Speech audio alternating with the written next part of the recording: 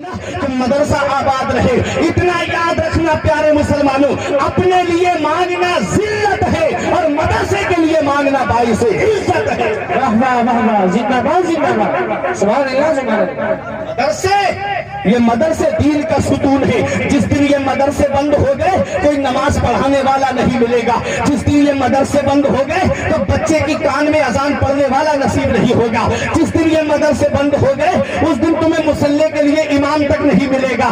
اسی لیے آج سب کی نگاہیں مدرسے پہ ٹکی ہے. کوئی مدرسے کو آتنکواد کا اڈا بتا رہا ہے، کوئی مدرسے کو ٹیررزم سے جوڑ رہا ہے، کوئی مدرسے کو جو ہے وہ آتنکواد سے جوڑ رہا ہے. اتنا یاد رکھنا، جہاں جہاں سے مدرسے بند ہوئے وہاں وہاں اسلام کمزور پڑ گیا.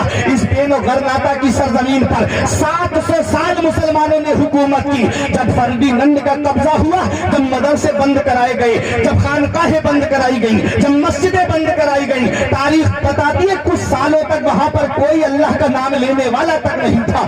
یہ حال ہے مدرسے جہاں جہاں سے بند ہوئے وہاں وہاں سے اسلام کمزور ہوتا چلا گیا. یہ مدرسے وہ سرزمین ہے جہاں سے اسلام کے مجاہد دیے جاتے ہیں، جہاں سے اسلام کے سپاہی دیے جاتے ہیں. علامہ فضل حق خیرآبادی جنہوں نے انگریزوں کے خلاف سب سے پہلے جہاد کا فتویٰ دیا تھا، وہ کہیں اور کے پڑے ہوئے نہیں تھے، اسی مدرسے کے پڑے ہوئے تھے. مولانا کفایت اللہ کافی علیہ الرحمہ، جن کو مراد آباد کے بیچ چوراہے پہ انگریزوں نے سولی پہ چڑھایا تھا اور ان کو سولی پہ چڑھنے سے پہلے یہ کہہ کے گئے تھے کہ کوئی گل باقی رہے گا نہ چمن رہ جائے گا، بس رسول اللہ کا دین حسن رہ جائے گا. ہم سفیر و باغ میں ہیں، کوئی دم کے چہچہے بلبلیں اڑ جائیں گی، سونا چمن رہ جائے گا. وہ مولانا کفایت اللہ کافی کہیں اور کے پڑے ہوئے نہیں تھے بلکہ مدرسے کے پڑے ہوئے تھے. مولانا عنایت اللہ کاکوڑ بھی، جن کو انگریزوں نے کالے پانی بھیج دیا، جنہوں نے علم السیگا کو لکھا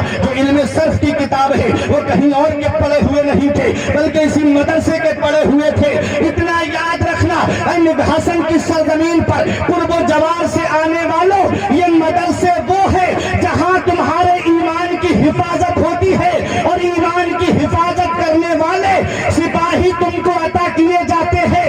اپنے وقت کا مجدد اعظم جو 55 سے زیادہ علوم پر مہارت تامہ رکھنے والا، 1000 سے زیادہ کتابیں لکھ کر کے اس قوم کو عطا فرمانے والا، اپنے وقت کا امام اس کو محبت حضور سید اعلیٰ حضرت کہیں اور کے پڑے ہوئے نہیں تھے بلکہ مدرسے کے پڑے ہوئے تھے. اور دنیا والوں کو یہ پیغام دیا تھا کہ جس دل میں قرآن کی محبت ہوتی ہے، جس دل میں نبی کی محبت ہوتی ہے، جس دل میں اہل بیت کی محبت ہوتی ہے، ان کے ایمان کو کوئی لوٹ نہیں سکتا ہے. سبحان اللہ. نعرہ تکبیر، نعرہ رسالت، مسلک اعلیٰ حضرت، اعجاز قرآن، فیضان قرآن، گلشن مصطفیٰ کانفرنس. واہ واہ واہ، زندہ باد زندہ باد. تو قرآن اللہ کی کتاب ہے، اس کو اپنے بچوں کو حفظ کراؤ،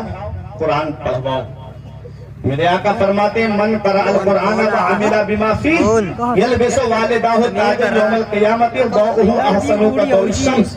جو قرآن پڑھے اور اس پر عمل کرے، اللہ تعالیٰ قیامت کے دن اس کے ماں باپ کو ایسا تاج عطا فرمائے گا جس کی روشنی آسمان کے چاند و سورج سے بھی زیادہ ہوگی. تو اپنے بچوں کو مدرسے میں بھیجو، قرآن کی تعلیم سکھاؤ، قرآن کا سبق ان کو پڑھواؤ، کیونکہ جس سینے میں قرآن ہوتا ہے اس سینے کو جہنم کی آگ نہیں جلائے گی. بخشش کی راہ مومنو آسان بنا لو، اپنے لیے نجات کا سامان بنا لو.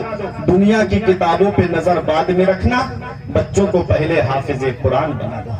بس ایک یہی پیغام تھا جو لے کر کے آپ کے سامنے آیا. تیرے اعمال ایسے ہو جہاں میں نام ہو جائے، تیرا ہر لفظ امت کے لیے پیغام ہو جائے. بنا کردار کو بے مثل اس منزل پہ پہنچا دے کہ تجھ کو غیر دیکھے قائل اسلام ہو جائے. السلام